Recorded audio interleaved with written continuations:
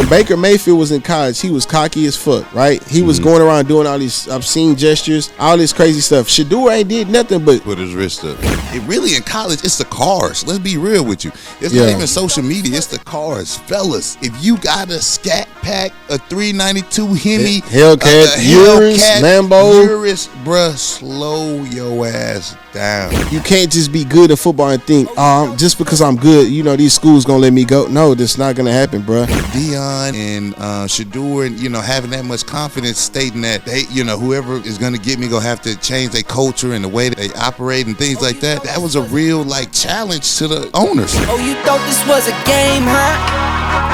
Oh, you slept, you missed the range, huh?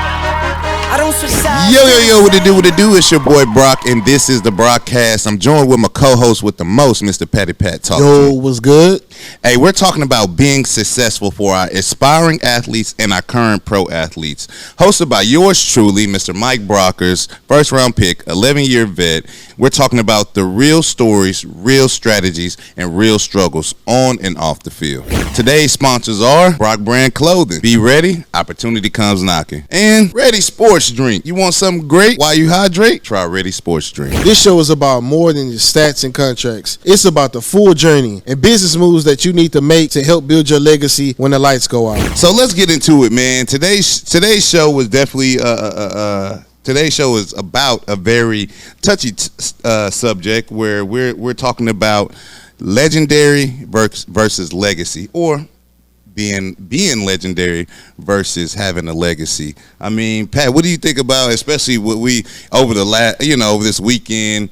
We talked about, everybody talked about Shedeur. I want to talk about just a recap of the weekend. I met a lot of people out there. I met Patrick Peterson is obviously my teammate. Richard Sherman. I met Curtis Martin, Sean Alexander. So, meeting these guys, I looked up to these guys, especially Sean Alexander. He was on the Wheaties box. He was on the cover of Madden. East Bay, so seeing him in the flesh, and I'm like, bro, this is Sean Alexander. And then his kids looking up at him like, nah, this is just dad. You know what I mean? So, you said Marshall Faulk too? I did not see Marshall Faulk. Curtis Martin. Curtis Martin, bro. Damn. He played for the this is a crazy name. Yes, bro. So I'm looking at. I'm like, bro, these are legends.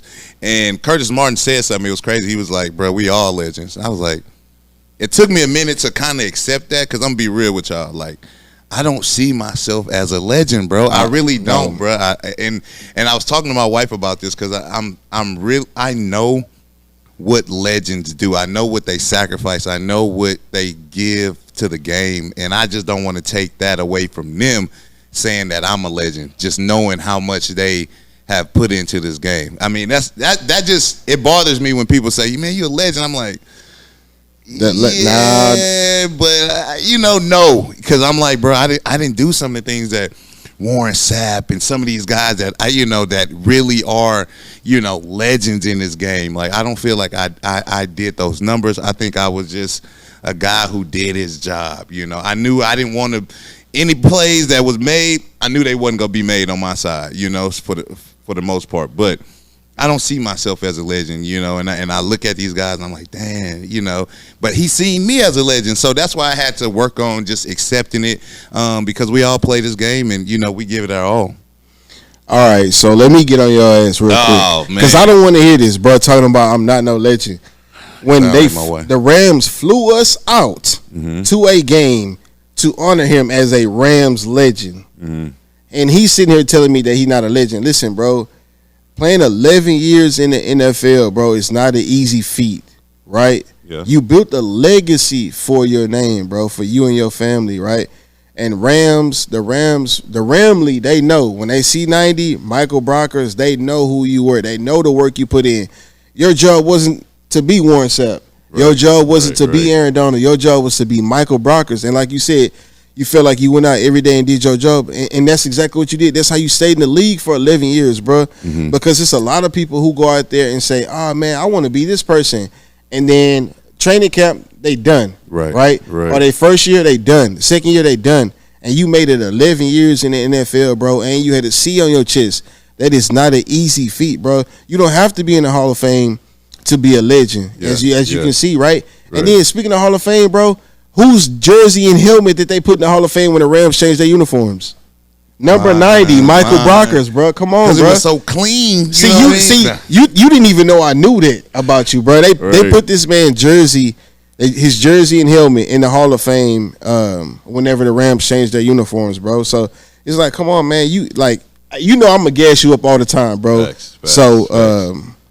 As far as you thinking that you're not a legend, bro, you're a legend in a lot of people's eyes, bro. You might not think because the NFL hasn't came out and said, oh, we finna put Michael Brockers in the Hall of Fame, the NFL. No, bro. In a lot of people's eyes, you are still a legend to them.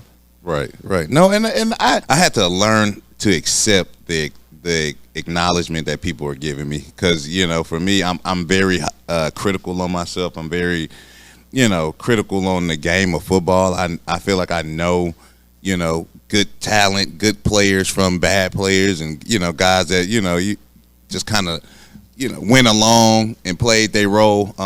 So for me, it took me a little time to accept it, but the fact that got my guy right here, Pat, always hyping me up, and then you got a legend like Curtis Martin kind of reminded me, man, you are a legend. That was a very humbling experience. So talk to me, man. Talk to me about, because we're talking about a legacy versus legendary. Let's talk about what everybody else talking about. Shedeur Sanders, he has a legendary brand. Talk to me about what was your recap over the weekend? My recap.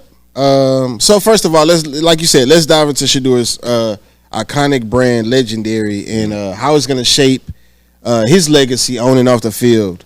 So when it comes to the word legendary, what comes to your mind? Legendary, somebody who, like I say, has given their all to this game. They would die on the field. They go give it their all, in the workouts and things like that. Somebody that would be remembered for the game of football. All right, and so that's kind of basically like what the definition of legendary is. So it describes someone very famous or admired because of their achievements, and that's kind of like Shedeur Sanders' brand being called legendary. Kind of like hits the nail on the head, because when you think about Shedeur Sanders' play, right? He is SWAC Offensive Player of the Year, Big 12 Offensive Player of the Year, Johnny United's Golden Arm, Jerry Rice Award, SWAC Freshman of the Year, Deacon Jones Award, Walter Payton Award finalist, single game passing yards record at Colorado, single season completion record for 74%, most touchdowns in Colorado in the season at Colorado with 37. When you think about a legendary player, bro, Shedeur Sanders embodies that, and I feel like that is the perfect name for his brand and who he is as a person and a player, bro. So when it comes to legendary, I feel like that embodies everything about that word and that meaning. So when it comes to a legacy, what do you think about when you hear the word legacy? I feel that's more about your surroundings. I like how you impact the people around you. How did you impact your community? How did you impact the next generation? I feel like a legacy is something you leave behind, like an impact that you have left behind on this earth. That's a great point, because legacy, the definition is, we give people the definition is what is passed down from one generation to the next. Just kind of like a quick gist of what the definition is. And so when it comes to his legacy, having a legendary legacy, his jersey being retired, right? Right. So when he has kids and he's done with his NFL career, he can go back to Colorado. Look, kids, you know what I'm saying? I done broke all these passing records, touchdown records, whatever, you know what I'm saying? And they can look up in the stadium and see his jersey number. Yeah. So, and that's a legacy that he leaving behind. And talking about the Sanders legacy in general, bro. When you hear that name Sanders, most people think that you gonna think Deion Sanders, right? Right. Like Deion Sanders' legacy is so crazy, bro. It's like when you play football, it's got a face mask that goes on the helmet. We used to call it the Deion. You know what I'm saying? Because when you saw that face mask, because Deion Sanders was so legendary, bro. That's the face mask that everybody called it, right? That and then you had the people used to not buckle your chin strap on one side because that was something that Shedeur Sanders did. That was his his legacy that he left behind to a lot of people. A lot of youngsters might not know that about Deion, you know what I'm saying, about the face mask and about the chin strap because obviously rules have changed and stuff like that. So that Sanders legacy that name runs strong and it rings bells everywhere you go. I agree with I just think with Deion, his legacy is his children. It is Shedeur, it is Shiloh. Somebody else made this good point from the whole weekend. Like, just think about how many players that have been in that position have kind of, crumbled under that pressure of being watched, falling in the draft.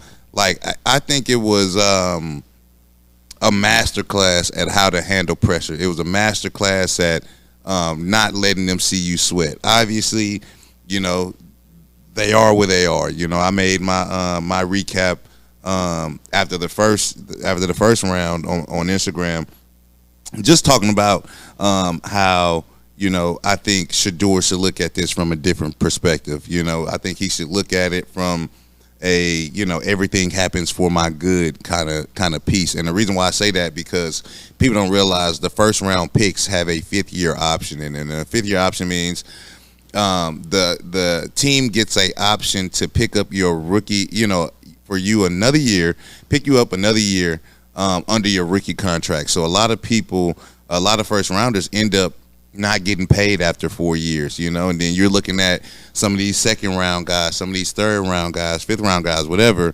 if they ball out in the league after their 3rd year, they're getting that bag. They're getting back to it. You know what I'm saying? So I'm looking at it like, all right, in a perfect world, if everything turns out, great for Shedeur, he plays, he wins the starting job in Cleveland. He goes out there, leads them to a playoff, win or playoff run or whatever. After 3, seasons, they're looking to re-up. He's looking to re-up again, and then he's a quarterback, so he's gonna break the bank. You know what I'm saying? We looking at right now, Mr. Irrelevant Brock Purdy about to get like 70 M's, so we can't say Shedeur won't get the money that he's well deserved of. But I definitely think this was like a humbling experience for him and his family. Even Shiloh made a joke about, man, I had my dad, as an agent, and ain't nothing happened, bro. I need to go find an agent. So, I mean, it's good that they had, humility, and a little humor in there while they're going through this process, because this is, for a lot of people, this is something that changes their lives, I was going to say with that, do you feel like them being able to handle that situation that they're in, because Shiloh made light of it and so did Shedeur, do you feel like there's something part of Deion's legacy that he left, like his mannerisms, who he was, he kind of like bred his kids into that situation, like him coaching them from youth football, and his oldest son, they played in our youth football league. He was a little bit younger than me, but Deion, he played for Southside Cowboys. So I feel like that legacy that Deion instilled in them from with all the stuff he went through, he kind of puts a lot of those morals and values into his kids, and for them to be able to handle tough situations, because they've been, like you say, they've been in the light. They didn't have been since knee high to a grasshopper. So I feel like Deion and his kids handled that great, and their legacy, with all this stuff going on, should, damn, bro. It's just like I'm lost for words, just because I want to talk about so much other stuff. Right. But I'm gonna leave that for later on in the show. So we'll move on to the next. Speaking of young, knee out to a grasshopper. In your opinion, with these young athletes, bro, everybody seeing all this stuff that was going on, man, what do you think kids a youngster, high school, college should prioritize first? Either their legacy or becoming a legendary person, a legendary player, a legendary athlete? I think first and foremost, any athlete, you want to be remembered in the sport. You want to be remembered in it, especially if you a competitor. Yeah. You compete in this game, you're very good at this game. You see yourself and you dream about, dang, I want to be remembered. I want people to call my name on Sundays. I want to be drafted. I want to be this.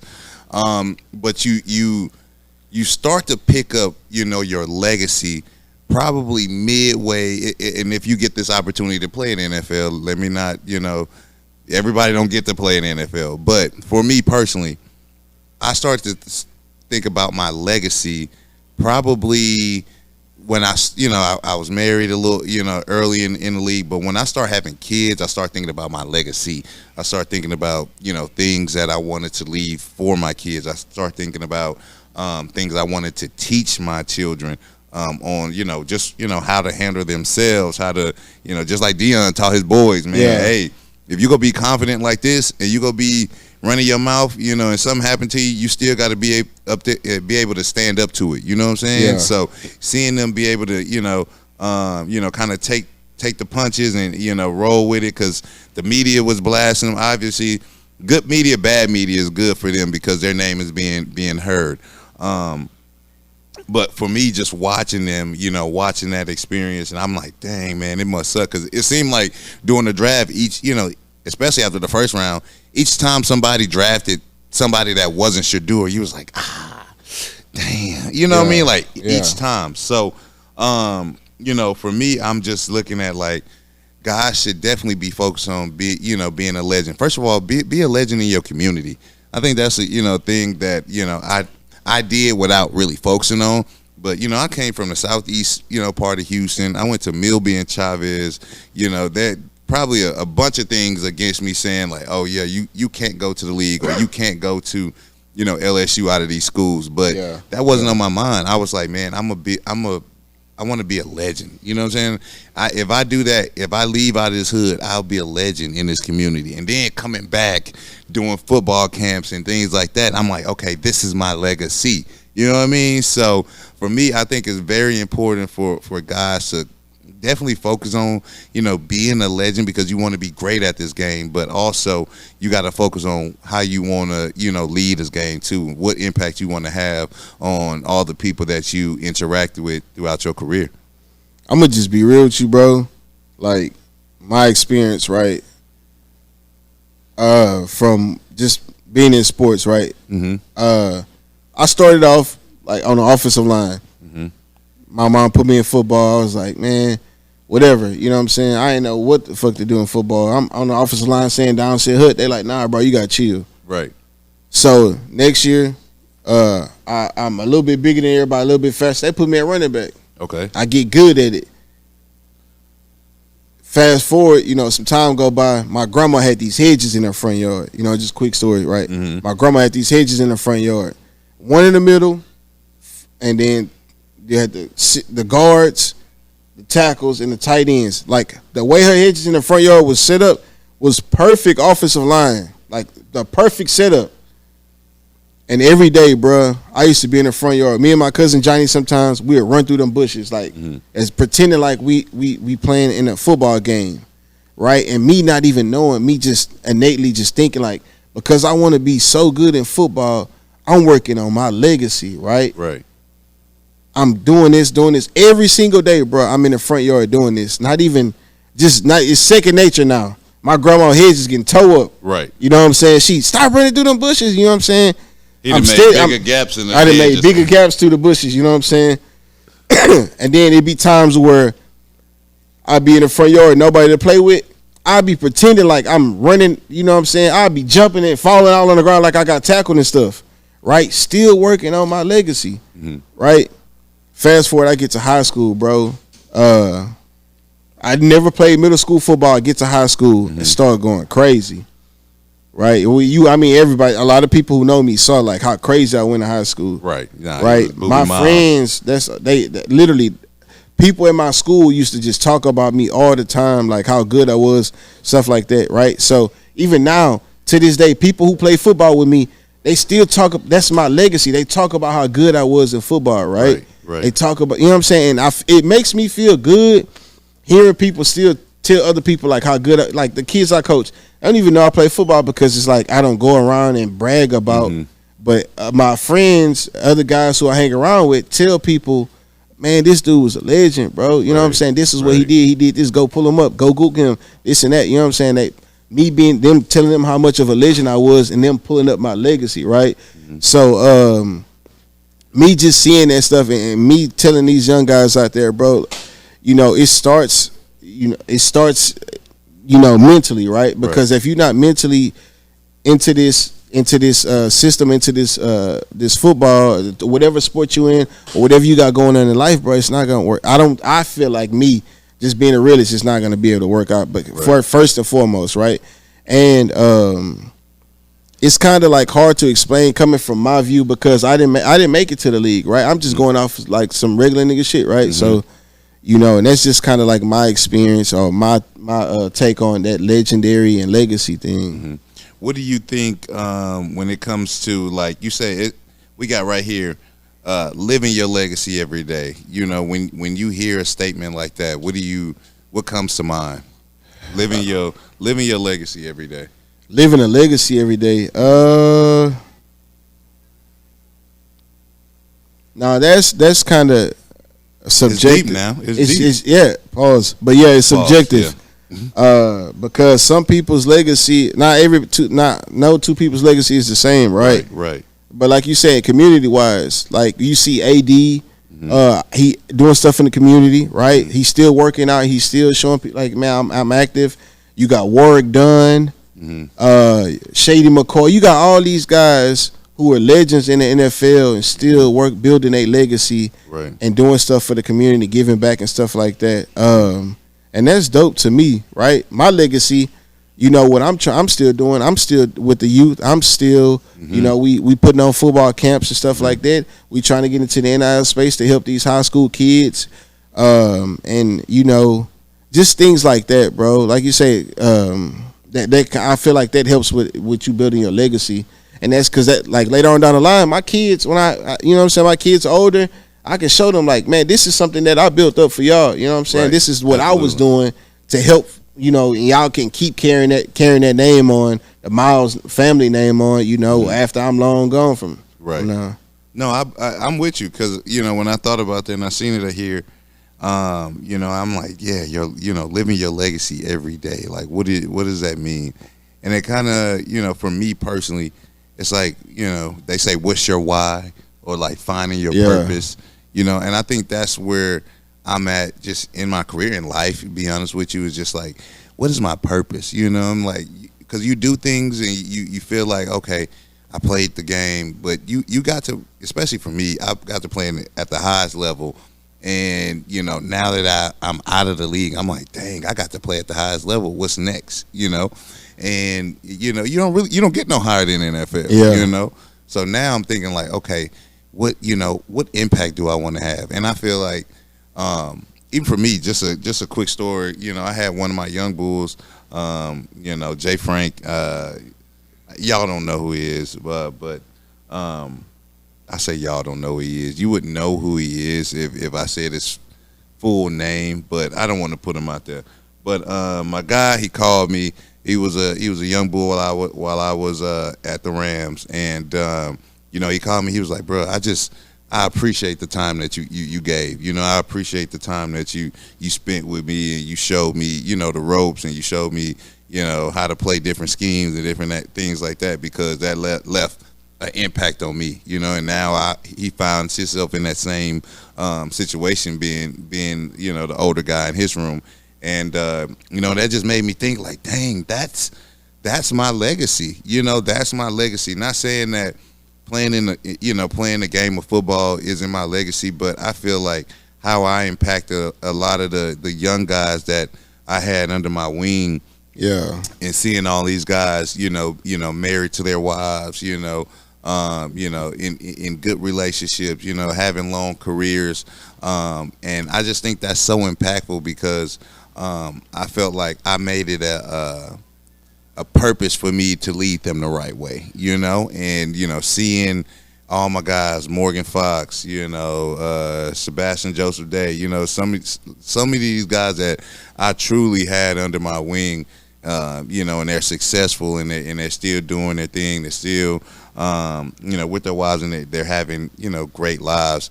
I looked at that and I said, that is my legacy. That's my legacy. I want to be able to impact everybody I'm around. I want people to know me, that I'm an authentic and humble person. I don't see myself bigger than nobody. You know, I get it like I live, man. I'm grinding. And you know, I'm no better than nobody. You know, nobody else, the next man to me. So for me, I seen that as like, dang, you got to live in your truth. You got to live in, you know, what you feel like is important. And I think, like I say, leading the right way, you know, giving back to the community, giving back to the next generation, that's very important to me. Yeah, so speaking of that, right? Mm-hmm. So kind of two things I want to talk about with legacies, right? Talk to me. I'm gonna shoot out kind of like a topic on kind of like some, you know, some key points on high school kids, and I want to, you know, have you relay them some stuff about college, right? Okay. So young athletes, you know, from high school going into college, right? How you can kind of work and leave your legacy, work on your legacy, right? And I had wanted to talk about first and foremost school and grades, right? Yeah. Because I feel like we hear this all the time. You are a student athlete, even though you are getting paid now. You are still a student athlete. But high school kids, you obviously they're not getting paid yet, but grades matter so much, right? And that's because to get in school, you need a certain GPA. You got to take your SATs, ACTs. That stuff is always gonna matter until they say y'all don't have to take SAT, ACTs, and you don't have to take. You could do whatever and go to college. Until that happens, which I'm pretty sure that's never gonna happen, you have to get in these books, bro. You can't just go to school, play football, and think that's it. It's not gonna work out for you. I'm telling you, bro. We see it all the time, bro. Friday Night Lights, it was a prime example. You see Boobie Miles, right? Right. The coldest running back in Texas, in the nation. It was a dumb as a box of rocks. And you can't just be good at football and think, just because I'm good, you know, these schools gonna let me go. No, that's not gonna happen, bro. They gonna send your ass to a JUCO, some bullshit school you not gonna be happy about, and they gonna send you there to get your grades right. Right. You still gonna get to play football, but you got to get your grades right. That's first and foremost. A lot of kids still trying to like, nah, I'm good. No, you not, bro. You got to get your grades.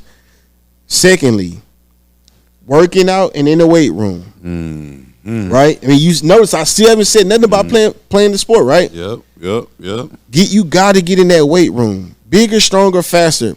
Everybody in college is bigger, stronger, and faster than you are in high school, right? So each level of competition is getting greater. So weight room and working out, bro. I didn't start working out. I didn't start lifting weights till like my senior year of high school. Come on, bro. now, tell the truth. Tell the truth. My senior year, and even then, I was still skipping weight. I was skipping weight class. I had girls with me all the time. Coach Jackson, hey, they comment where you at, man. I'm leaving school already. I got a girl with me, man. I'm out of here. And looking back, hindsight, like, you know, that kind of hindered me a lot because Coach Jackson used to always tell me, man, you are the best running back in the state of Texas right now. You don't even work out. If you actually took working out serious, you would be the best running back in the nation. That's crazy. And me just listening to him, I'm like, all right, coach, whatever. You know what I'm saying? I know how good I am. I'm too good. Like, I'm good right now. I'm all right. I'm telling you, like, you get in that weight room, you work out, it's gonna make a big ass difference. You're gonna see a big difference. Thirdly, your work on the field and film study, right?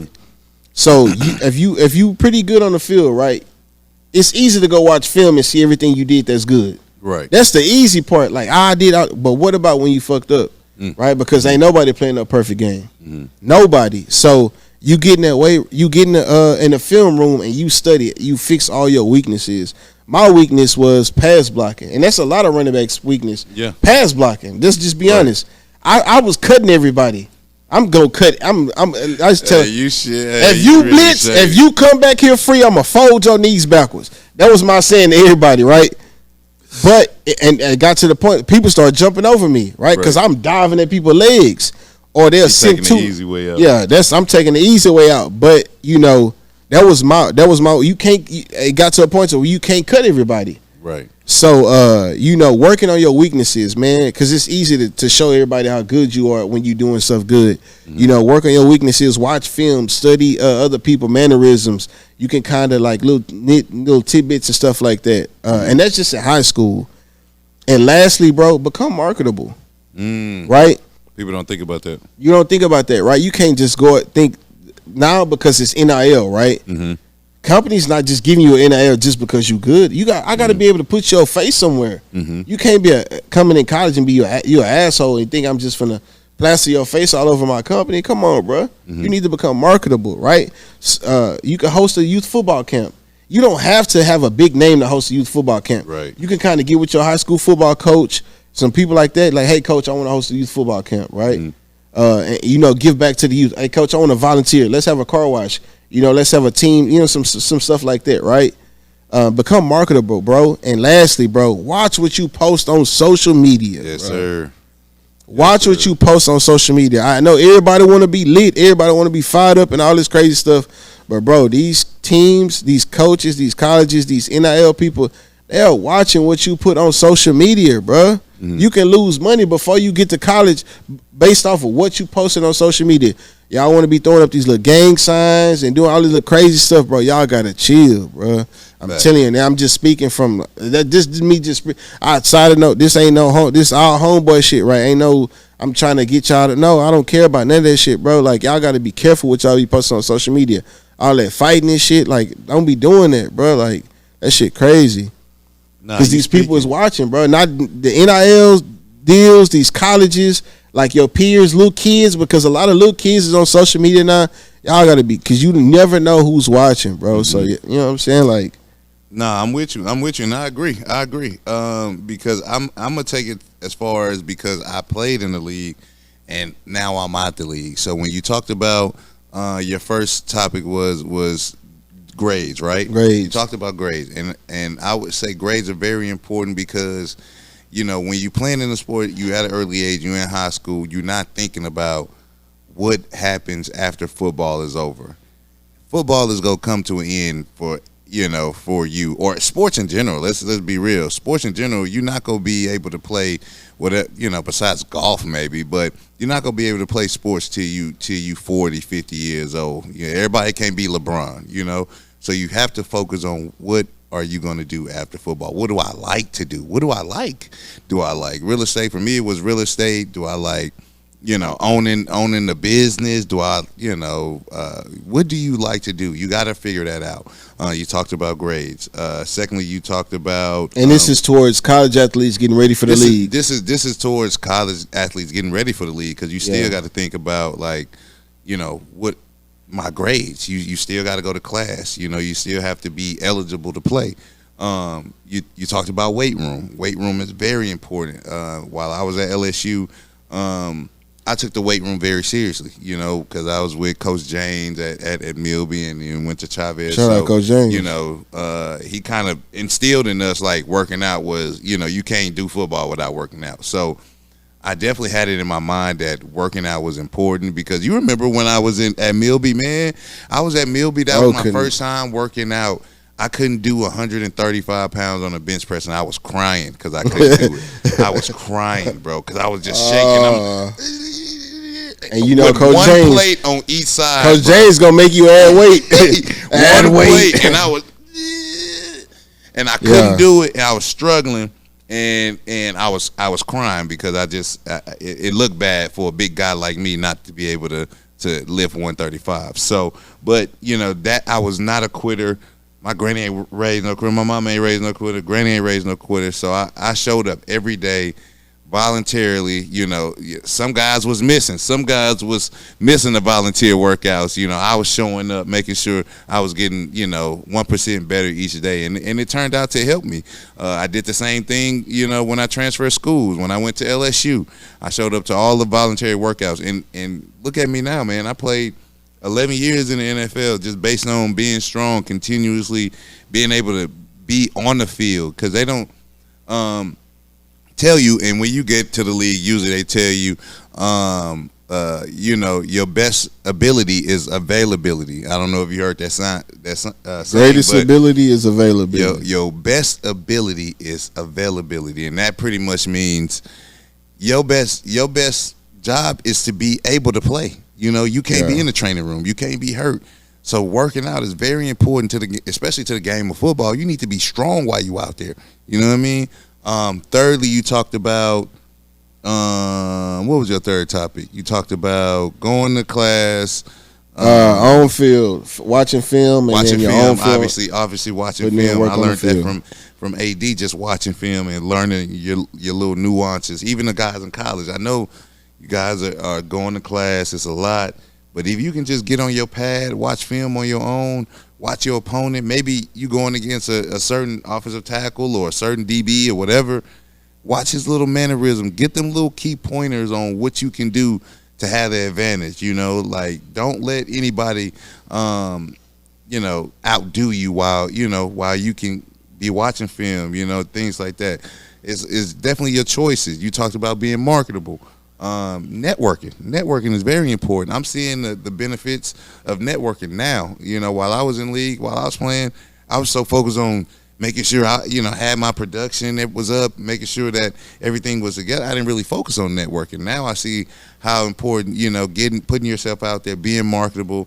I probably would have never got the chance to be on the draft and call out the Rams pick if I didn't open myself up for opportunities to talk to the media and things like that. So that goes, all our topics go both ways as far as like high school and college, where you need to show up every day. When it comes to social media, it really in college, it's the cars. Let's be real with you.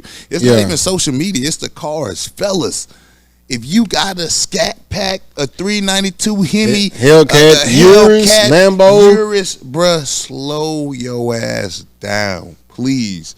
I'm begging you, because they looking for a reason. They looking for a reason to knock you down in the draft. You ain't even really got to have a reason. And you seen a man go from first round talent to fifth round.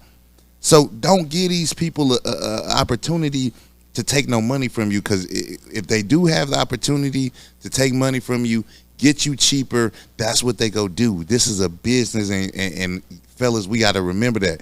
The NFL is a business. It's a shield. They go do whatever they got to do to protect that, and I think that's what happened this weekend.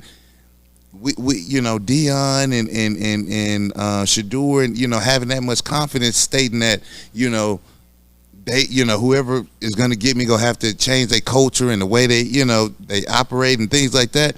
That was a real challenge to the owners. You hearing we're not sure if it's true, but you hearing owners say, take him off our draft board. We don't want him. What can a GM do about that? That ain't his team. It's the owner team. You know what I mean? So watch how you are on and off the field. They looking at you. They want to take your money. If the league can get you cheaper, they will. And I'm telling you, that's what they want. They rather have a really good talent for cheap for a longer period of time than having to pay somebody. Yeah, man. Lou, you didn't I'm telling you, that's man. crazy, bro. That just when you think about all this stuff that's been going on, bro. Just the prime example, you just bringing up the cars and stuff like that. Mm-hmm. They even got slideshows of all these players that your mugshot, right? They posting, it's all over the internet, right? They posting all these mugshots of all these players who get caught reckless driving and speeding, bro. So y'all, come on, man, y'all gotta figure it out. Because like he said, it's a business at the end of the day. Yeah, we want to go play in the league, but y'all don't understand the league don't give a damn about you. Hey, listen, all they care about is that money, man. How much money is he bringing in? Oh, he ain't bringing in nothing. Get his ass up out of here. It's about, at the end of the day, it's about that business, man. They go focus on that business first before anything else when it comes to that league, because we think, we playing the game, but we're not thinking about, the how many the ticket sales, the people in the stadium that need to be paid, the parking attendants and things like that. These other owners have to pay for it. We don't got to worry about, and that's why we got them big TV deals, and that's why because there's some big money you messing with. See, look, instead of riding around speeding in your car, you could be working out, putting in some real work. You know what I'm saying? Absolutely. Not putting in work in that motor. Putting some work in that gym, something that's going to actually help you produce on the field. Because you speeding around in that car, they ain't going to help you produce nothing. You know what I'm saying? Put some work in when ain't nobody looking. Absolutely. Right? That's going to help you get to where you need to be at. Putting in that work when ain't nobody looking at. Work off the field. Not just few. I don't feel like working today. I ain't got nobody. Nah, go put in that work. You don't need nobody to help you work out, right? You was born by yourself. You feel me? You know what I'm saying? You was born by yourself. Go work out. Go put in that work. Because at the end of the day, you looking for an excuse to not put in some work. You know that GM gonna be like, all right, you know he lazy. All right, that's cool. Next, right? Because there's a lot of people trying to get in this league. Little do you know. So that's why you look at situations like I say, Shedeur, and you wonder why such a talent can go in the 5th round. Is because it's other talent out here that they can get. So what do you feel like? See, speaking of putting in the work when ain't nobody looking, what do you feel like is the most important, the most important self motivation that you can have to put in some work when ain't nobody around? Like what could your mind go? My mind goes here, man, and this is something I took from AD. To be honest with you, is somebody out there is getting better than you if you're not getting better. Like my thought process of like if I missed a workout in the off season, another D tackle, you know, a rookie, somebody else. Like I was competing with all the D tackles in the league, all the D tackles in college, because you could have a rookie come up, you know, come take your spot, trying to take your spot. You got other D tackles coming from other teams trying to take your spot. So for me, my process was always thinking like, hey, if I'm not working out, somebody's getting better than me. So every opportunity I have, I got to be getting better because I can't let anybody get better than me, especially if I make up my own schedule, things like that. I'm going to find time to get better each and every day. So what are some sacrifices that you had to make on and off the field? On and off the field. So definitely on the field, man, I feel like I had to sacrifice the acknowledgement, you know, early on, you know. Like I keep talking about my dog AD. I played with him the longest as far as like career wise. But you know, when he first got into the Rams, you know, I was going left to right as far as like playing D tackle on both sides. So I was able to rush, you know, not left to right. I was staying on one side actually. I was just on the one side. So I learned all my pass rushes, you know, from this one side. Then when he came, they were like, okay, you have to just go back and forth. So I felt like I had to really, you know, calm myself down and be like, you know what, I need to do whatever's best for the team. Not, I just want to, you know, I'm better on the right side than I am the left side. I don't want to, you know. I took a step back and said, you know what, they want me to play this. It's gonna be better for the team. Are we gonna win? Let's roll. You know. Now I got a question on that. Right? Talk to me. Is it harder? You would think like it would be kind of like the same to rush from either side, right? Mm-hmm. Or is it hard? Is it harder to rush from one side than the other? Because I feel it's like a mental thing. I think like your equilibrium, right? When you right-handed, me rushing from my I would want to rush probably from my left side, right?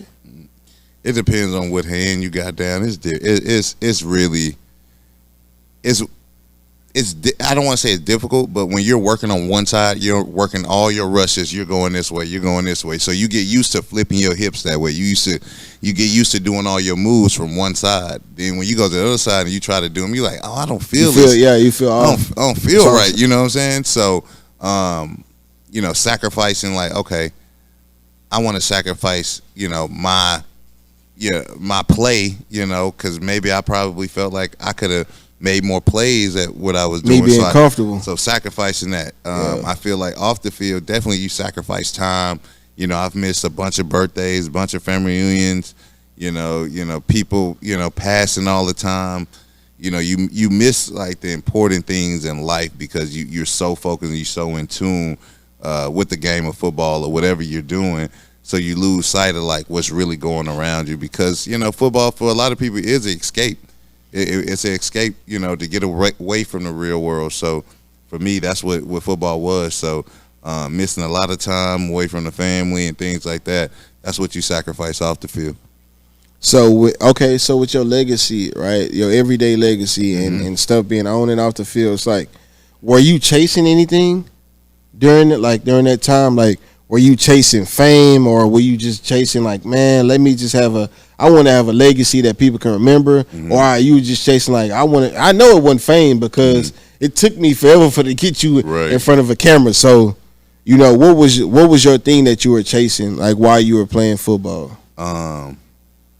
I think early on, you know, I wanted to be remembered, and then later on, I felt like the impact I had on the locker room, the impact I had on, you know, my teammates, you know, when you got guys calling you, you know, telling you like, man, I appreciate, you know, you taking time with me and, you know, spending time with me, teaching me the game, you know, things like this. Like, you got guys saying, man, I always used to talk about how Brock used to da-da-da-da. And I'm like, dang, bro, you used to I hear that all the time about you. Me, bro.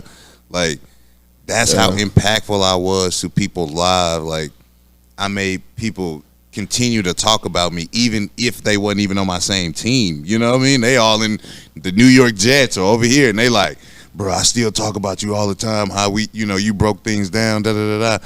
And I'm like, bro, that's my legacy right there. Man, I'm going to tell you something about this dude, bro.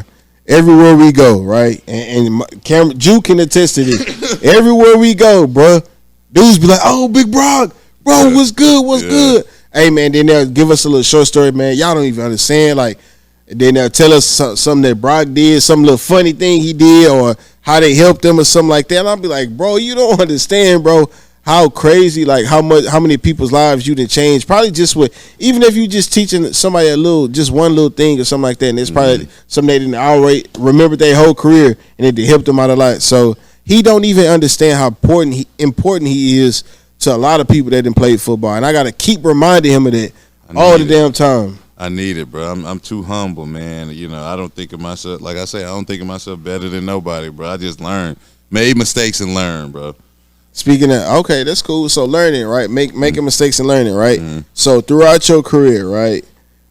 And I'm pretty sure you done learned a lot of things dealing with money and making mistakes and stuff like that, right? Right. So dealing with those mistakes, right? Can you kind of give some people some information or some tips and stuff like that on goals on when it comes to money wise and fame and things and stuff of that nature? Man, so when it comes to fame and also family, keeping your family when it comes to fame, I choose not to focus on it, because for fame you got to constantly put on the act. You got to constantly be in character. You got to constantly, you know, be performing. And for me, I felt like after I took the jersey off, or the uniform off, like I was a regular guy. Like, you know what I mean? Yeah. I was, especially playing football. People can't see your face. They see your number and your last name, and that's pretty much all they remember. So when I took the uniform off, obviously, you know, I'm walking in the stores regularly. Nobody really coming up to me. I might have had a couple of times people, true fans, know me, but like for me, I'm like, nobody really knows me, so I can walk around. Like if I was Odell Beckham or something, I would hate that. Like that's too famous for me. So for me, I like the you know, the subtle comfort of being able to just walk around as a normal person. So that's, you know, and then like I say, when I took the uniform off, I felt like nobody cared anyway. As long as you ain't helping nobody fantasy numbers, bro, they don't care about you, bro. And you just got to be able to focus on what matters the most, which goes into family. You know, I took hell to, you know, being there for my family. I want to be present for my kids. You know, I retired early because I felt like I wanted to be more in the house with my kids. I wanted to be able to go to their games and different things like that. So I put, you know, my family first in that situation, especially, you know, towards the end of my career. I didn't have nothing to reprove or anything. So I was like, you know what? Being with the kids, being with my family, this is the most important thing for me right now, because the game is the game. You know, I was going to get older, and I was going to have to stop playing at some point in time anyway. So this is my chance to truly be there, be uncomfortable, being uncomfortable. You know, get comfortable being uncomfortable. So that's kind of where I'm at with that. And speaking about, you know, obviously we know the game, because you said the game not going to last forever, right? Mm-hmm. So let's take a look at how athletes can build like their legacies with investments or platforms extending their legacy, you know, after the game ends and stuff like that. So coming from you, right, because you obviously, you know what I'm saying, football is over for you, kind of give some guys some insight on what you got going on and what do you feel like they should kind of get into and stuff like that. Like, because obviously we know football does not last. We got to keep reiterating it. Football does not last forever, bro. People keep they keep forgetting that. Not they think for you're gonna be able to play long, not for football. long. Yes, you can't play football forever. So give these guys some tips and some stuff like that. They can kind of these guys who enter the draft, and so somebody who might be watching some information on kind of like some things that they should get into right now. For me, man, it's really finding out what is a necessity. You know, like my mom always talked about, you know, car washes or things like that. I like real estate, so I definitely invested in real estate early. You know, our first house we kept, and you know, we rented out and things like that. But you know, diversifying your funds, not putting all your eggs in one basket. If you're doing the stock market, don't put all your stuff in the stock market. If you're doing real estate, don't put everything in real estate. Have your money here or there. Life insurance, I think, is a big deal. People don't really know that you can have life insurance and you know, loan against your, you know, borrow You can have from multiple yourself. life insurance Multiple policies life as well. insurance, and you can borrow from yourself, so you don't need a bank. You can borrow from your life insurance and use it in present day. So people really need to learn about life insurance and things like that, so to build that generational wealth. And just, you know, knowledge, man. You know, what I'm realizing now is, you know, you don't know what you don't know. You know what I mean? You don't know what you don't know pretty much means, how can you know if you never knew it? Nobody taught you. So let's learn. Let's be willing to make mistakes, be willing to fail in some things and learn, be humble enough to ask people for help. I think that's a big deal with, especially men, we get to where we like feel like we don't need no help. I need help. So if somebody out there watching, I need some help. Teach me something. Give me a book. Anything. I'm willing to learn.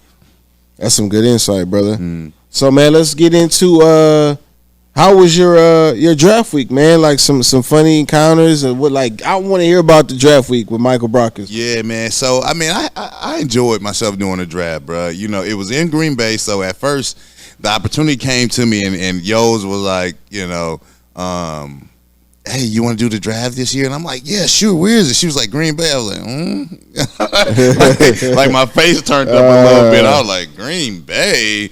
But I'm thankful that I said yes to the opportunity because, you know, honoring the Rams, honoring, you know, our first responders, military, you know, people out there that's really putting it on the line for us. It felt great to go out there and really put on the show for them. You know, I've been getting a bunch of text messages, man, you did a phenomenal job. Blah, blah, blah. So, you know, it's good to know that I represented well for the Rams. But, you know, I chill with guys like Patrick Peterson, obviously my teammate from LSU, Richard Sherman. You know, talking to Richard Sherman and about the battles we had in NFC West was hilarious. But I'm going to tell you, the highlight of my night was hanging out with Lions cornerback Terrion Arnold. Yeah, Terrion Arnold. My bad, T. My bad. I was T. Arnold. Let's go with that. Cornerback for the Lions. So we all had like our little speeches before we went out on the stage, right? So, you know, his speech, and if you go back and watch his speech, you'll know what I'm talking about. He had a really, because we're in Green Bay, he plays for the Lions. So that's a divisional rivalry, right? Yeah. So he was like, man, I'm going to go out there and say some, you know, Roger Goodell was already telling us like, hey, man, they're going to heckle you a little bit. So if they heckle you a little bit, you might want to give a little bit back, you know. And then it just seemed like because we're in Green Bay, anybody that was calling out the Bears, the Vikings, or the Lions, they was giving them shit, right, you know. So he goes out there and he has this little speech and he's like, you know, a year ago, because this was his rookie year, so he got drafted last year, and he was like, man, a year ago, I was crying because I thought I was going to be a Green Bay Packer, but the Lions came and saved me from, you know, and the announcer on the TV went, wow. Hey, bro, that was hilarious because we in the back, me, Pat P, and Rich Sherman, we in the back like, nah, he ain't gonna do that. He ain't gonna say it. Yeah. Then all of a sudden he get up, he walk across the field, and we like almost putting in bets on him like, hey, what you think? He gonna say it? Yeah. And he get up there and he says it. I'm like, bro, because his demeanor is like typical cornerback, feel like, you know, he the shit, you know, he know that he the shit. All DBs feel like all that, DBs, bro. right? All right. Yes. And I was like, bro, he got the typical demeanor and attitude for a cornerback. You know, when you on that island, you got to feel like you the shit, you know? So for me, that moment was that was like one of the funniest moments. We was out there laughing. So the whole draft experience, I had a great time. It was awesome, bro. Shout out to the Ramley. Man, shout out to the Ramley, man. Y'all already know. Went out there, took some pictures with some of the fans and things like that. So, man, it was an awesome experience, boss, man. So let's get to the nitty gritty, man. This is a topic that a lot of people have been this was back and forth, even before the draft. Whose legacy will be better off long term, Cam Ward or Shedeur Sanders? Man, I'm going first. I guess. Yeah, you can ask me.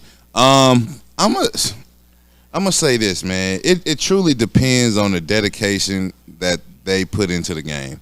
I think Cam Ward, is because he was a number one pick, and the fact that pretty much the Shedeur situation kind of like outlasted, or overwhelmed, the whole draft.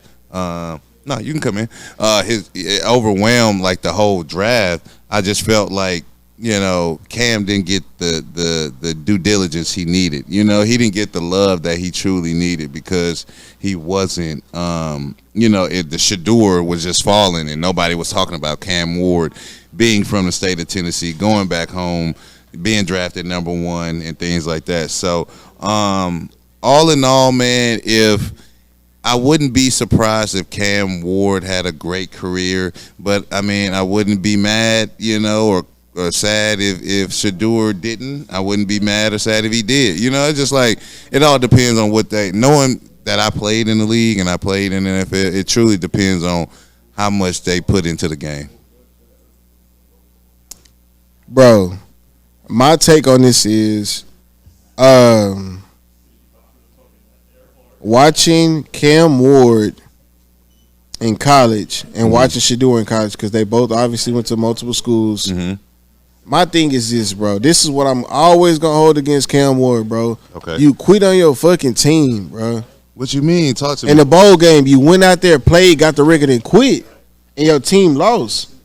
Like, I can't never let that go, bro. Like, that just showed me what type of person you is, right? And it might have just been I don't give a fuck, bro. You don't do that to me. I don't give a, if you gonna play in the bowl game, just finish. Right. What's the point of you just coming out, bro? You finish sitting and tell me, hey, bro, I'll fuck with y'all my brothers, but I'm just finna go get this record and then I'm done. Y'all can have the rest of this shit. Yeah. That's basically what you just said. Fuck me, bro. Fuck y'all. I don't give a damn if y'all win this game or not. But what if the coach was saying, no, bro, I don't give a damn about that. What's the point of you even playing? To break the record. No, bro. We not agreeing on that. Either you gonna play or you not. Yeah, I hear you. Now you just coming out here chasing stats. That's basically what you.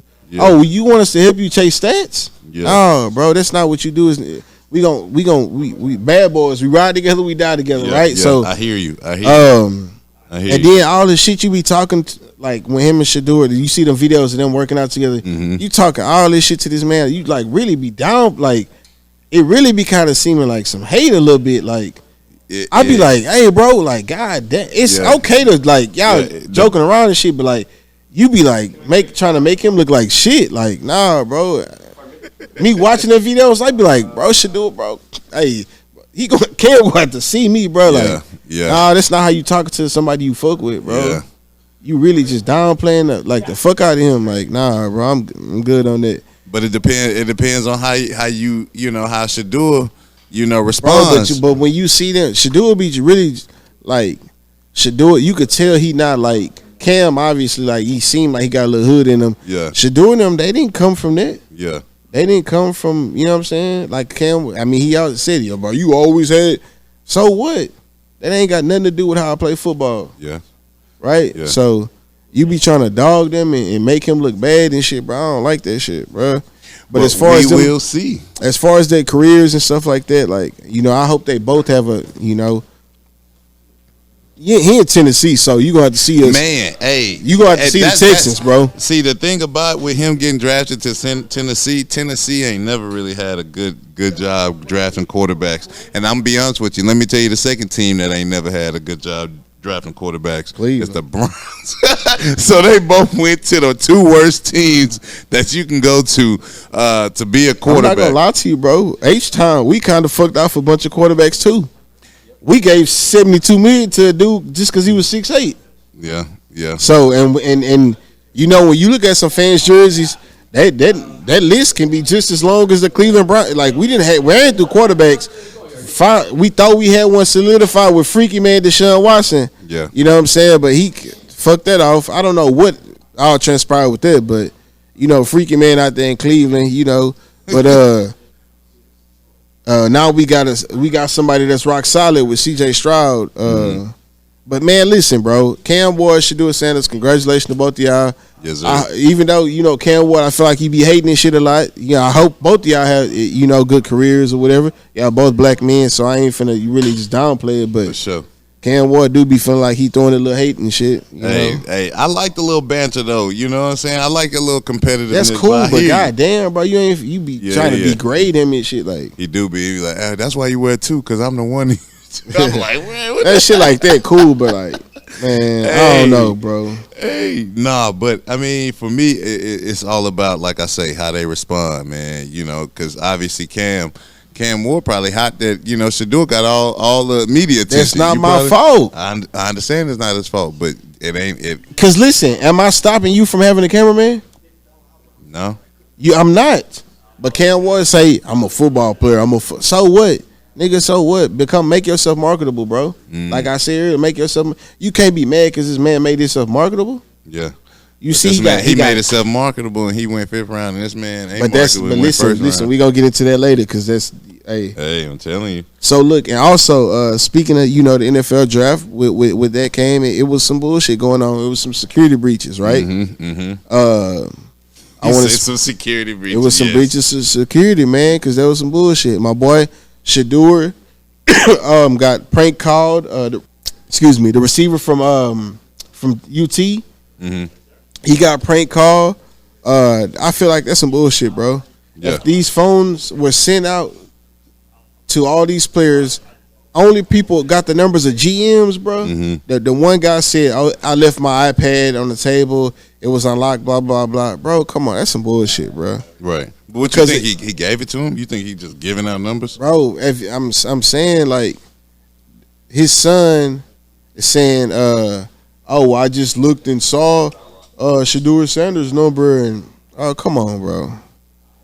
Yo, daddy, if your daddy don't give a fuck about the iPad that much, he just leave it laying around. When you know this has got NFL, like this has got a bunch of like top security stuff in there, you just leaving it laying around. That's telling me you don't give a damn in the first place. Yeah, but I mean, let's not talk about these kids like they 5-year-old. No, I'm not talking about the kid. I'm just saying the dad and like for me to leave that pad laying around. Right, but you're not expecting your kid to go on the pad and prank call.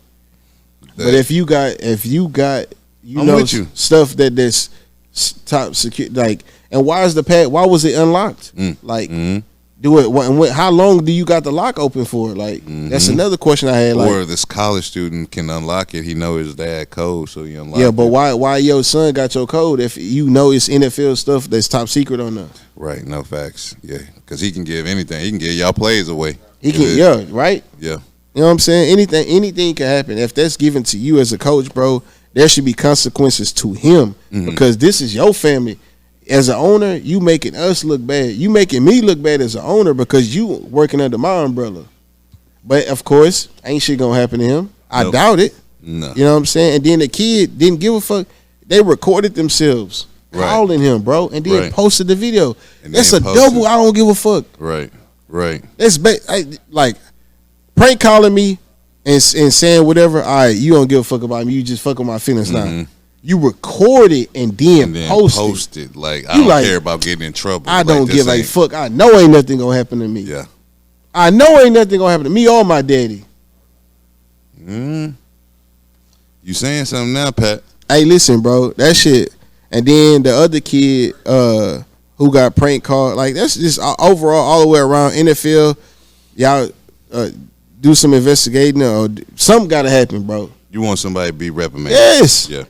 Because we know if they had a little bit more melanin in their skin, Motherfucker be sitting at home right now. Hey, listen, we gonna send him home, you know, and to the investigation. Oh, you already know. Thorough investigation. You know, he not with the team right now. We just gonna investigate. They would have just owned us quick. What? Quick. That would have been quick, swiftly. Like we had to do something that. Hey guys, you got to do some PR control. That's what it is. Yeah. PR control. Absolutely. Ain't no PR control going on right now. The NFL going to be investigating this, and then it's just going to disappear. Ain't nothing going to happen, bro. And if it do, I'll be surprised. Yeah, I'll be surprised if anything happened. But I don't know how you punish them. Like, what do you do? Like, punish. Charge, you know, like this is hard to. You gotta be. I'm finding him. You gonna find the son or you the coach, the GM or whoever it was. If your iPad was sitting around unlocked, bro, that for somebody to go through it, multiple people. Yeah. Whoever got caught, wherever you getting fined because this was your property. This was handed to you. This information was sent to you. Nobody else had this information. If some kids can just go and get this, bro, that's telling me you don't give a damn about what we got going on. So why, if you don't give a damn about our security, keeping this stuff safe, why should I keep it? Like you know what I'm saying? Right. No, but once again, when you had a complexion for the protection, shit just hit different. Complexion for the protection. Hey, I like that. I'm gonna use that. Yeah. So also, man, so since we on that subject, tell me what you think. I mean, that's kind of one thing that sucked about the draft, but like, looking back on seeing some stuff outside of the Shedeur thing, what is some things that you're like, damn, this kind of sucked about the draft? It was cold out there. People don't realize how cold it was, so that sucked, being out there in this cold.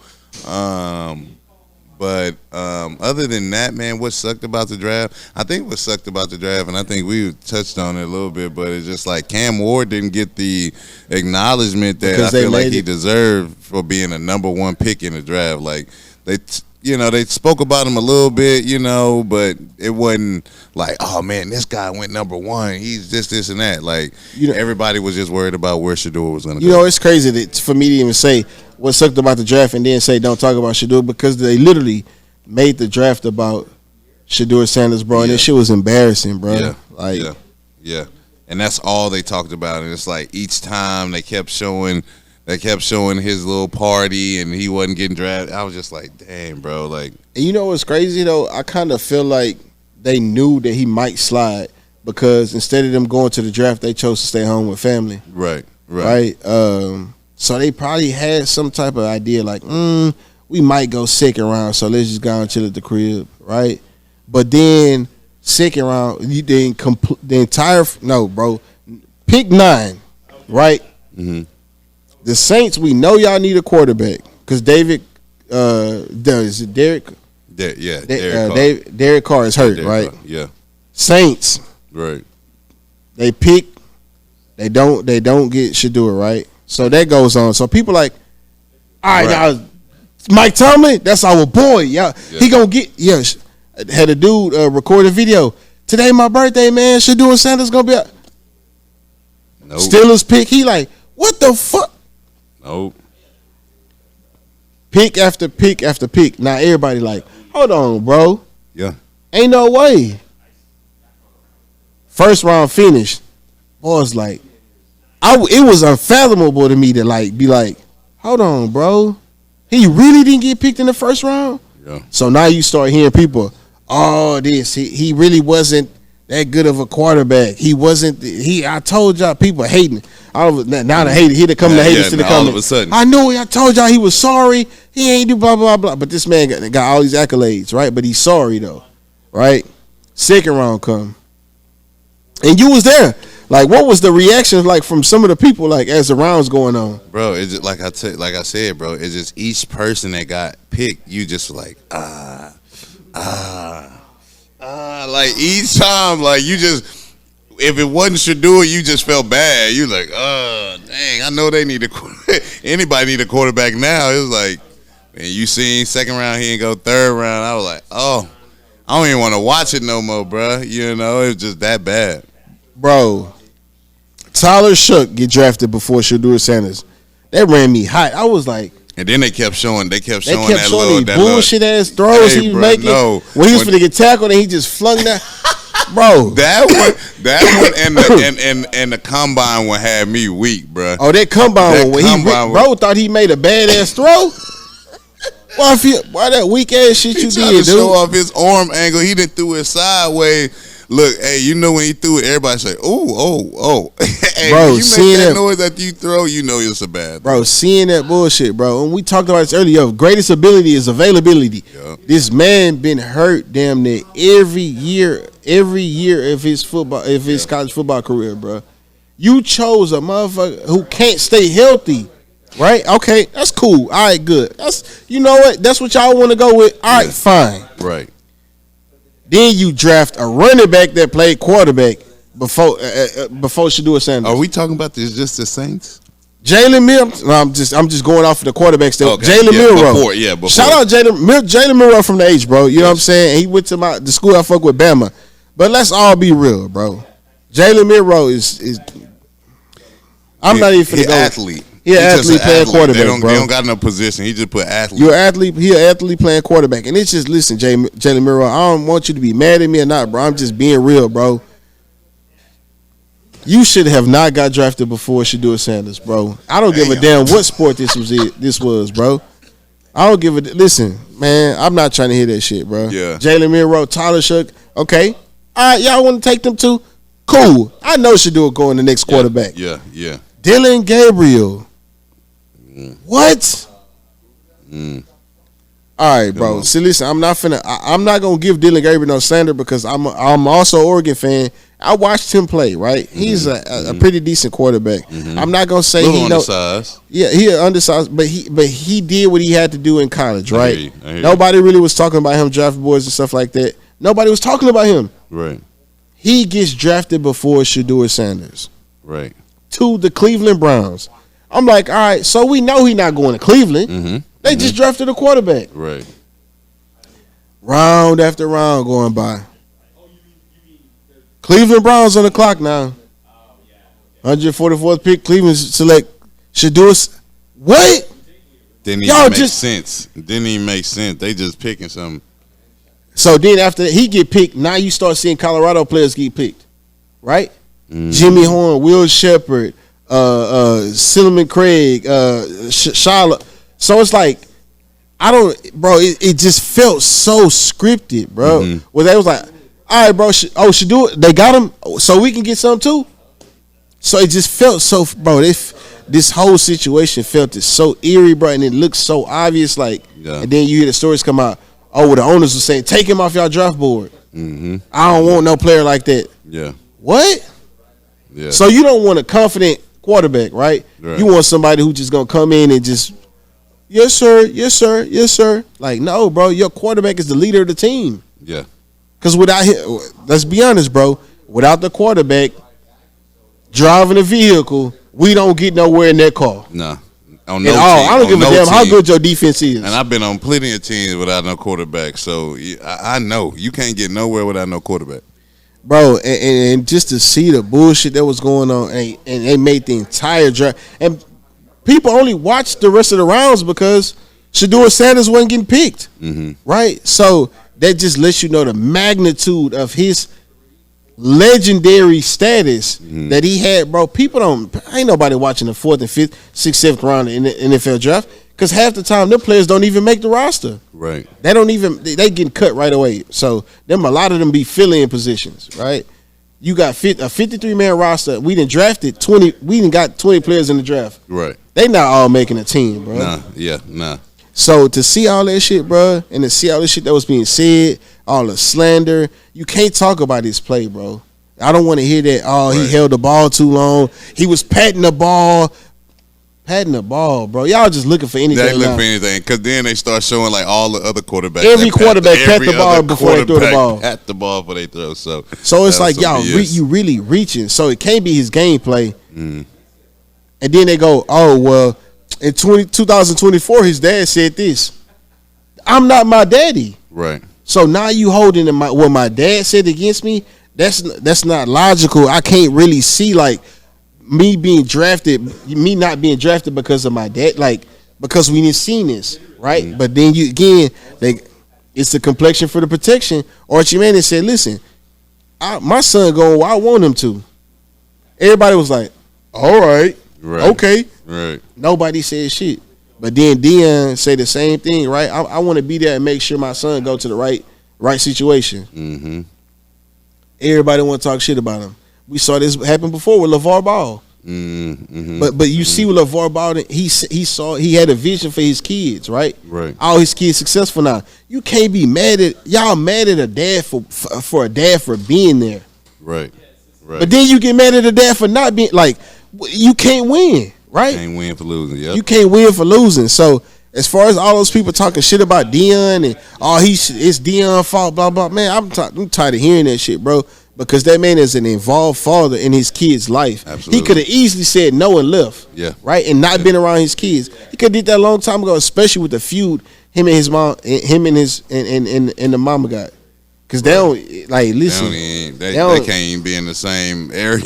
Yeah, man. And you know how that shit go, bro. Mm-hmm. So for all you people talking shit about Deion and Charlotte and Shedeur, bro, y'all weird for that shit, bro. This man is trying to help his legacy grow, right? Yeah. Show his kids the right way, right? This is what, you know what I'm saying? And y'all mad at him for wanting to be there for his kids. That's some bullshit. Yeah. No, I'm with you. I agree. And then, like, you got here come all these news, these sports outlets. Oh, Shedeur shouldn't have been this. He shouldn't have been. He doing this. He doing. But what up? See, once again, bro. I'm gonna just use this kid as an example because Baker Mayfield, right? Prime example. He on the Kansas game. I remember this game vividly. They didn't shake hands before the game. It was a rival, you know what I'm saying? It was a heated game. Yeah. He over there talking shit to them on the sideline, cursing their fans out. He grabbing his nuts. Mm-hmm. The first thing the announcer said, "Oh, GM's gonna see this. He ruined his draft stock." Yeah. That didn't ruin shit. Nothing. It didn't ruin nothing for him, right? They didn't say, "Oh, he too cocky." And Baker Mayfield was a cocky ass motherfucker in college, right? Yes. Regardless of, and they be like, "Oh, you can't compare because Baker Mayfield, Heisman," but Shedeur should have been invited to the Heisman ceremony. Mm-hmm. Mm-hmm. Let's just be real. Mm-hmm. But once again, it was his dad, them holding shit against his dad, bro. Which is because you can't say his numbers. Yeah. Because he had the numbers, right? He had the numbers. He definitely had the numbers. completion percentage. He had the touchdown. He had everything he did everything he needed to do to be at the Heisman ceremony. Mm-hmm. So you want to bring up the Baker Mayfield debate, right? All right, cool. When Baker Mayfield was in college, he was cocky as fuck, right? He was going around doing all these obscene gestures, all this crazy stuff. Shedeur ain't did nothing but put his wrist up. And it became a phenomenon, right? Mm-hmm. Deion get to Colorado, all their home games sold out. Mm-hmm. They getting TV time, big TV deals, right? We not watching. We haven't seen a Colorado game on TV in a while, unless they playing another big name team. Yeah, let's say playing Nebraska or something, you know. Let's just be real. Colorado wasn't really getting no TV time like that. Nah. Right? He didn't boosted the economy 500% or some crazy shit like that, right? So as far as y'all trying to hate on this man for his aura, that make no sense. Yeah. Oh, he too cocky. But we didn't seen this before, and it wasn't an issue. Yeah. Nobody said nothing to those other quarterbacks, and they still got drafted high. It's always not an issue when they don't understand. Yeah. You know, when they don't understand the player and they feel like they can't relate, it's always, we just don't understand. He's different, da-da-da. But, when they can relate, it's okay. And they was just like, oh, well, he had some of the poorest interviews with the GMs. Man, he told y'all, if y'all not ready to change our culture, don't draft me. That's being real. Hey, listen, bro. If y'all want to still be sorry, bro, don't fuck with me. I'm just being real. That's kind of the gist of what he took. If y'all still want to be sorry, bro, don't fuck with me. Yeah. How you gonna get mad at that? I want to come here and win, bro. I don't want to come here and constantly keep picking in the top 3 picks. Yeah. I'm not here for that, bro. I'm here to win. I won in Little League football. I won in high school. I won in college. Right? I'm getting to the league. I want to win here too. Right. So I feel like, them being mad at him being coming in and being, see, they take his confidence for arrogance. Mm-hmm. Absolutely. And he arrogant. No, I'm confident in who I am. I know what I can do. My film said all. Yeah. You go put on the film, well, he hold the ball too long, he pat so what, bro? I'm in college football. That shit can be fixed. Tom Brady got picked 199. And look how his career turned out. Come on now. Somebody had to tell her. I think Thug said something about Tom Brady wasn't, picked in the first round, something like that. So the fact that he still got people in his corner. I'm always going to use Tom Brady as an example because that's my GOAT, right? That is everybody GOAT. That's that's my GOAT in every sport combined because you just see where he came from. Nobody gave two fucks about Tom Brady, and they always post that combine picture of him, his slow ass 40 and stuff like that, and you see that man like, all right, I got something for y'all. Watch this. Watch this. Then it's Bill Belichick. Oh, okay. Y'all think it's just because Bill Belichick I'm winning? Watch this. All right, I'm finna go to Tampa Bay. Watch this. Yep. Got my own by myself. Yep. Right? Yep. So that's just my takeaway from and I probably went on a rant and stuff like that, bro, but that shit really ran me hot, bro. When people were sitting here trying to downplay this man, talk shit about him, say all this negative shit about him, bro, and that shit made me so mad because I'm like, bro, what so what? You not drafting you drafting a quarterback to help your team go to the next level. Right? And if he not confident in who he is, then why you fucking with him? Right. And you would think that, but a lot of, like I told you, a lot of these teams, this a business, bro. This a business first.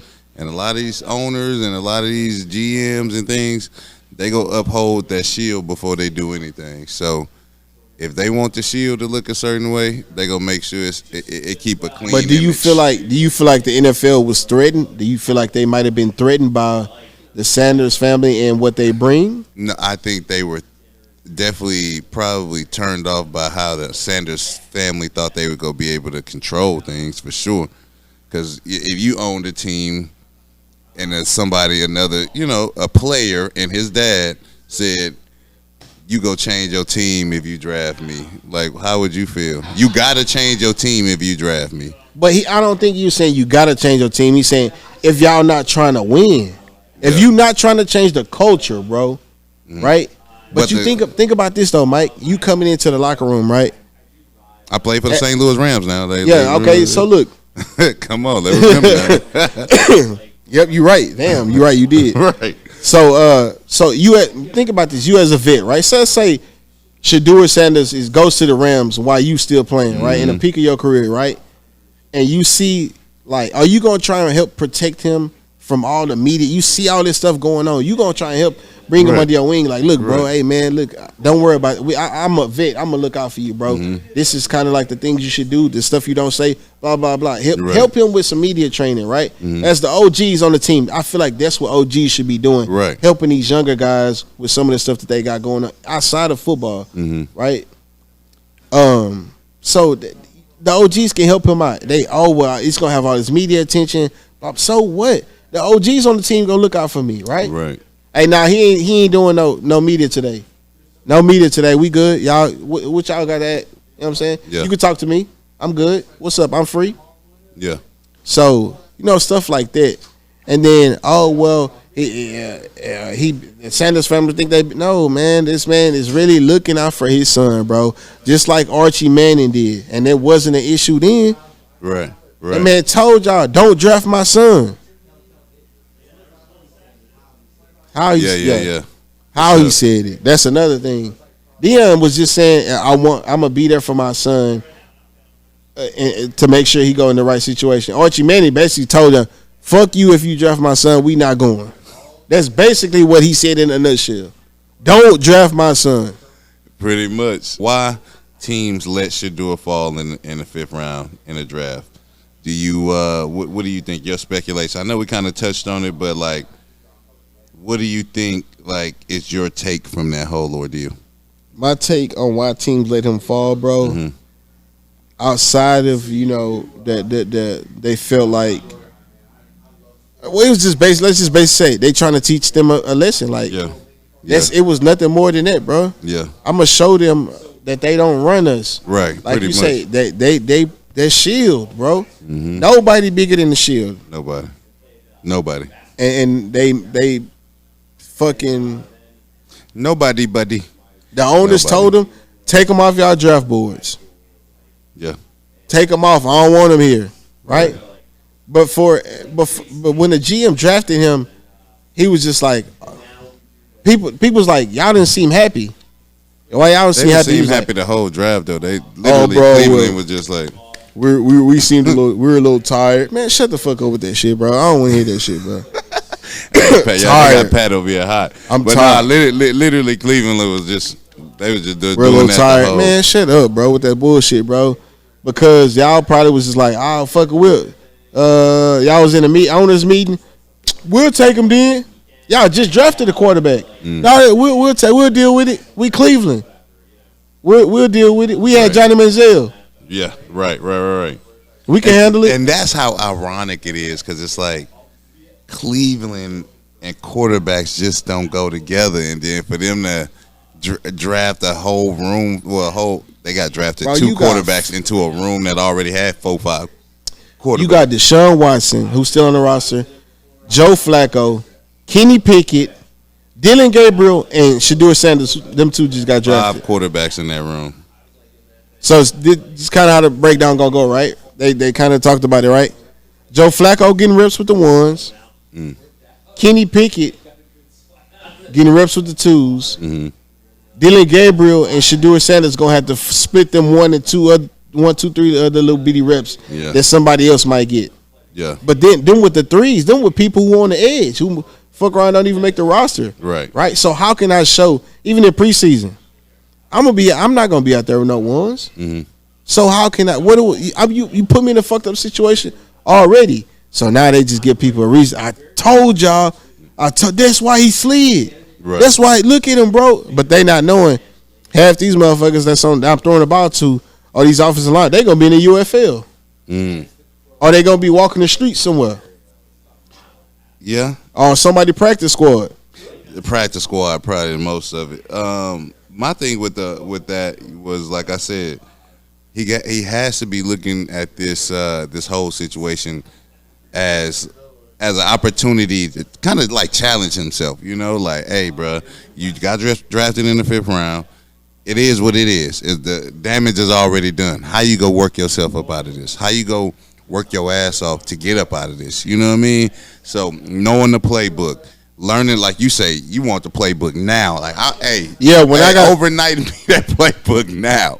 You know what I mean? So getting that playbook, not trying to make all the plays. Like when you go out there, maybe they do, have some three reps. Don't go out there and try to bomb over the top. Hey, hit the check down, hit the right routes, do what's expected of you, and do a little bit more so they can showcase your skills. But other than that, man, just go about it, man. Progressive, bro. Each day you getting better. I remember, I think it was Tom Brady said a while ago, 2 5-yard passes is the first down.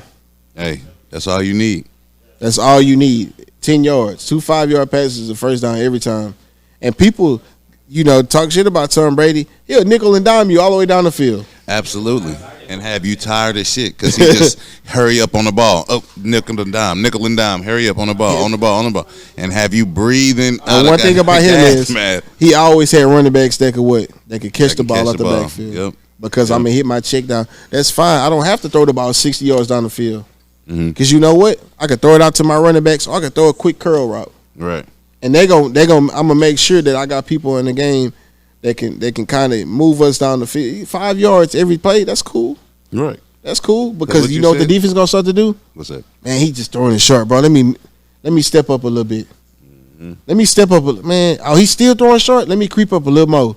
So now I got you right where I want you.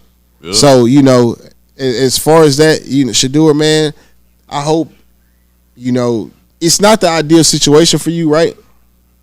I hope that he takes this as motivation, right? Because he seemed like he was in good speed. Like, all right, that's a bit. Yep. Now you get to prove people wrong once again.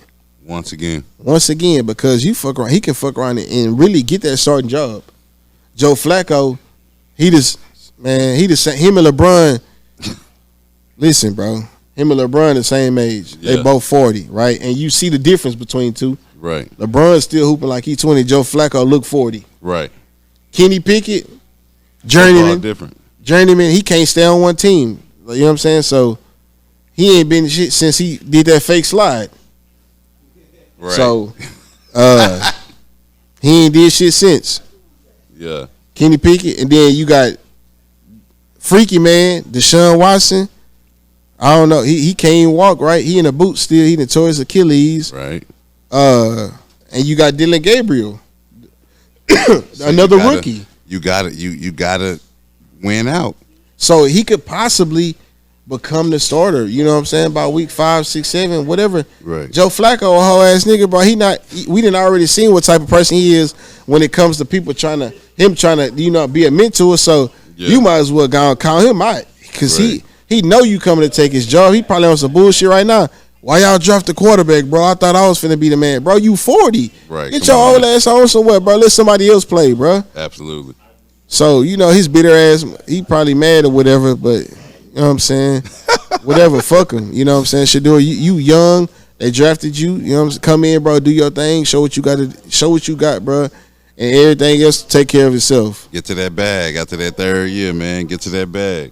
Man, he gonna be. I hope, bro. He is starting by week 7, 8, 9, somewhere before this season end, bro.